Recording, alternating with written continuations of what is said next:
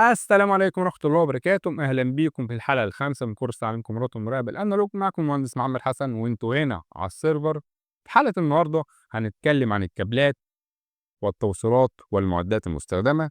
أنا قسمت الحلقة دي إلى 3 نقاط. النقطة الأولى هنتكلم عن الكابلات وأنواعها، النقطة الثانية التوصيلات وأشكالها، النقطة الثالثة المعدات المستخدمة في التركيب. الكابلات بتنقسم لكذا نوع وشكل، وكل كابل ليه طريقة توصيل مختلفة. طبعا احنا هنشرح طريقة التوصيل والأشكال، ولكن التركيب هيبقى في الحلقة اللي جاية، الحلقة رقم 6. ولكن حلقة النهاردة هتكون شرح نظري. الكابلات زي ما قلنا تختلف في الشكل، ولكن فكرة شغلها واحدة. فهي بتنقل الصورة والكهرباء، اللي هي التغذية الكهربائية للكاميرات اللي هي ال 12 فولت. زي ما احنا شايفين في الصورة إن في نوعين من الكابلات، اللي هو الار جي 59 والار جي 174. طبعا دول النوعين المنتشرين في السوق. الفرق ما بينهم في الجودة زي ما احنا شايفين. الكويكسل كيبل شبيه الكابل الدش، تمام. عندنا الكابل الار جي 174 هو بينقل على مسافة 50 ل 100 متر، ولكن الار جي 59 عشان هو كابل محمل وباين اللي هو محمل وفيه كمية الحاس كويسة لنقل الصوت والصورة والتغذية الكهربائية على مسافة 100 من اللي هي 150 متر.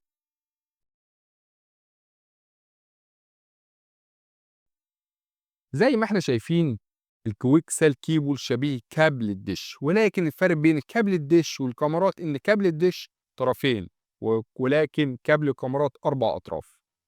طرفين للصورة اللي هو كابل كويكسل، والطرفين التانيين الأسود والأحمر أطراف نقل التغذية الكهربائية للكاميرات، اللي هو الأحمر طبعا موجب والأسود سالب.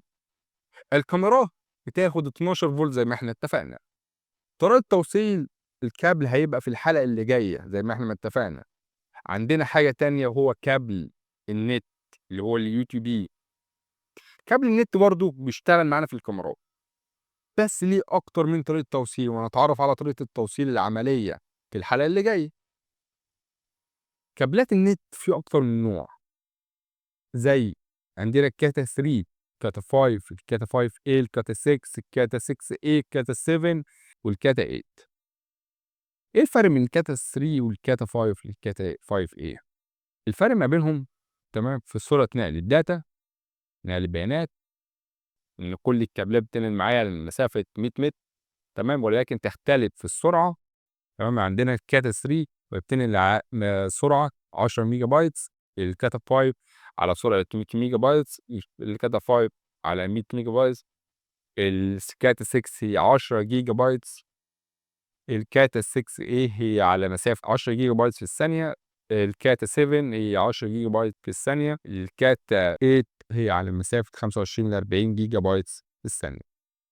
كل ده على مسافة 100 متر، ولكن في السرعات المناسبة يعني مثلا زي الكاتا 6 هي ال 55 إلى 100 متر، والسرعة كويسة جدا. بس لو كانت 155 فدي سرعة كويسة جدا، تاخد السرعة كاملة.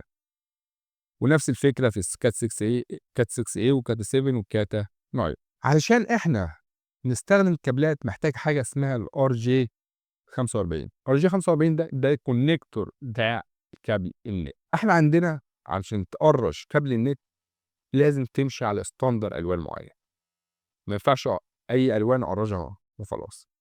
عندنا ستاندر اللي هو الابيض برتقاني، برتقاني، ابيض اخضر، ازرق، ابيض ازرق، اخضر، ابيض بني، بني. دي الالوان المتعارف عليها عالميا، تمام.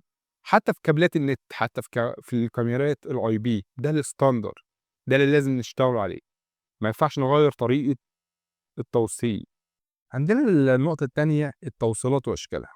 عندنا كذا كونكتور توصيل مختلف جدا. بعض الكونكتورات دي توصل بكابلات نت، بعض الكونكتورات توصل بكابل الكويكسل اللي هو كابل الكاميرات.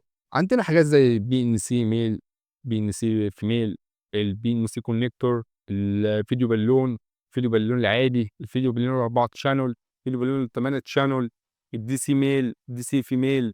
فالحاجات دي كلها كونكتورات، ولكن غرضها النهائي ان هي بتوصل الصوت والصورة والتغذية الكروية. كل حاجة ليها عامل أساسي في نقل الداتا، ولها طريقة توصيل مختلفة غير التوصيل معين، ولكن هدفهم توفير توفير المجهود، توفير الأسلاك، كل حاجة ليها وظيفة معينة، وهنشرحوا الحاجات دي إن شاء الله في الحلقة اللي جاية عملي. عدينا على النقطة التالتة وهي المعدات المستخدمة في التركيب. إيه هي المعدات؟ أنا عايز أركب سيستم كاميرات، فأنا عايز أعرف المعدات المستخدمة. عندنا المعدات المستخدمة زي الشاكوش، طقم الألانكيه، قصافة الأسلاك، البنز، مفكات اللي هو مفك صغير ومفك صليب أو عادة، شنيور تخريم، تستر كابلات، تستر كاميرات، فيشر ومسامير، شريط لحام اللي هو الشكرتون، عندنا مشرط اللي هو القطر، الأراجة، كابلات النت اللي هو النتورك، كابلات اليوتيوب. تمام؟ وده كل مكونات النظام. إن شاء الله في الحلقة اللي جاية للحلقة رقم 6 هنشتغل عملي، طريقة التوصيل، المعدات المستخدمة، إزاي أثبت كاميرا، إزاي أوصل الكاميرا بالجهاز الDVR، كل ده في الحلقة اللي جاية إن شاء الله. وكل مكونات النظام والتركيب العملي وطريقة الاستخدام هيبقى في الحلقة اللي جاية. وبكده نكون وصلنا لنهاية الحلقة الخامسة. أشوفكم في الحلقة السادسة. ما تنساش تعمل لايك وشير علشان الكل يستفيد. وانت كنت معانا على السيرفر مع المهندس محمد حسن. السلام عليكم ورحمة الله وبركاته.